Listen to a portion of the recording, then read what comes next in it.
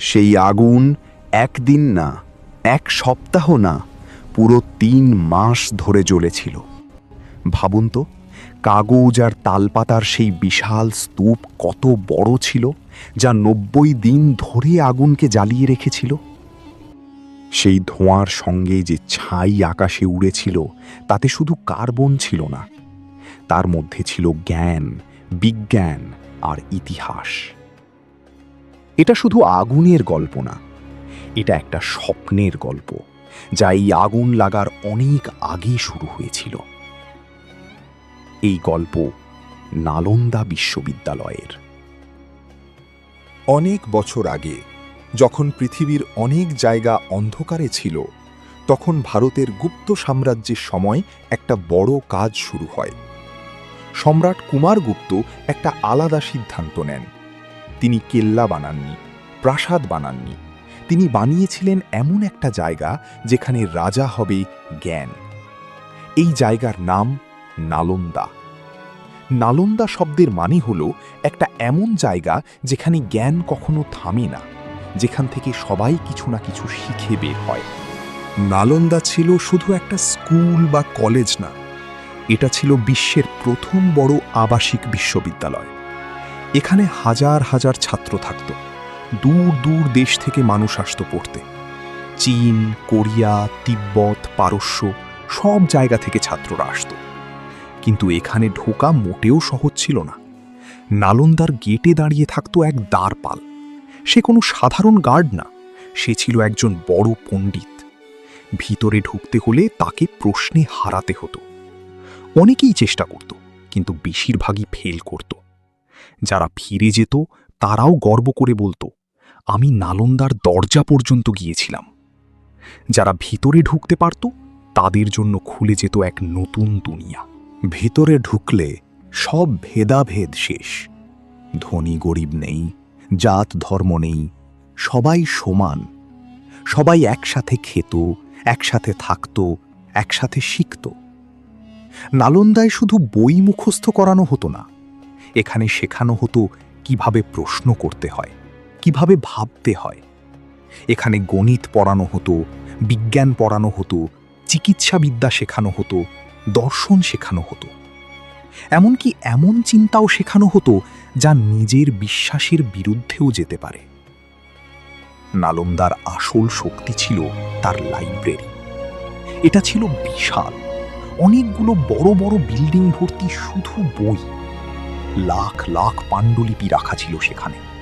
গণিত, জ্যোতির্বিজ্ঞান, চিকিৎসা, দর্শন সব বিষয়ের জ্ঞান সেখানে ছিল। ভাবো, তখন ইন্টারনেট ছিল না, গুগল ছিল না, তবুও নালন্দা ছিল সেই সময়ের জ্ঞান ভাণ্ডার। কিন্তু সময় সবসময় একরকম থাকে না। ধীরে ধীরে ভারতের রাজনৈতিক শক্তি দুর্বল হতে শুরু করল। রাজারা নিজেদের মধ্যে লড়াই শুরু করল। এই সুযোগে বাইরের আক্রমণকারীরা এগিয়ে এলো। তাদের কাছে জ্ঞান নয়, তরোয়ারি ছিল আসল শক্তি। এই সময়ে আসে এক সেনাপতি, বখতিয়ার খিলজি। সে খুব বড় রাজা ছিল না, কিন্তু সে নিজের ক্ষমতা প্রমাণ করতে চাইছিল। একদিন সে খুব অসুস্থ হয়ে পড়ে। তার নিজের চিকিৎসকরা তাকে ভালো করতে পারেনি। শেষে তাকে বলা হয়, নালন্দার এক আচার্য তাকে ভালো করতে পারেন। অনিচ্ছা সত্ত্বেও খিলজি তাকে ডাকে, কিন্তু সে এক অদ্ভুত শর্ত দেয়, সে কোনো ওষুধ খাবে না।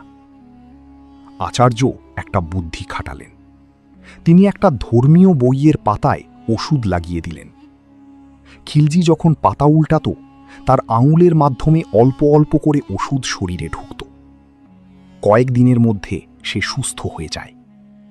এই জায়গায় খিলজির উচিত ছিল আচার্যকে ধন্যবাদ দেওয়া, কারণ সে তাকে সুস্থ করেছে। কিন্তু ঠিক উল্টোটা হলো। সে ভাবতে লাগলো, যাদের আমি দুর্বল ভাবি তাদের কাছে এত জ্ঞান কিভাবে? সেই মুহূর্তে সে একটা জিনিস বুঝে গেল, জ্ঞানই আসল শক্তি। সেই থেকেই তার মাথায় একটা চিন্তা ঢুকে গেল, এই জ্ঞানকে শেষ করে দিতে হবে। এরপর খুব বেশি দেরি হয়নি। একদিন হঠাৎ করেই তার সেনা নালন্দার দিকে এগিয়ে এলো। তারপর যা ঘটল সেটা ছিল একতরফা ধ্বংস। সব মানুষদের ধরে ধরে হত্যা করা হলো। এরপর খিলজি পৌঁছালো নালন্দার সবচেয়ে গুরুত্বপূর্ণ জায়গায়, লাইব্রেরি। সে শুনেছিল এখানে অসংখ্য বই আছে, বিশ্বের অনেক জ্ঞান জমা আছে। তার পুরো জায়গায় আগুন লাগানো হলো।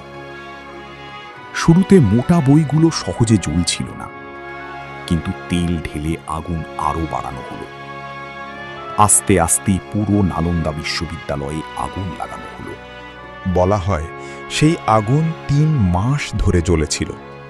পুরো আকাশ ধোঁয়ায় ভরে গিয়েছিল। সেদিন শুধু আগুন জ্বলেনি, জ্বলে উঠেছিল জ্ঞানও। ভিডিওটি খুবই ছোট করে বানিয়ে আপনাদের জানালাম নালন্দায় কি হয়েছিল। বড় করতে পারিনি সময়ের অভাবে। বিশ্বাস রাখি আপনারা সাবস্ক্রাইব করে দেবেন। ধন্যবাদ।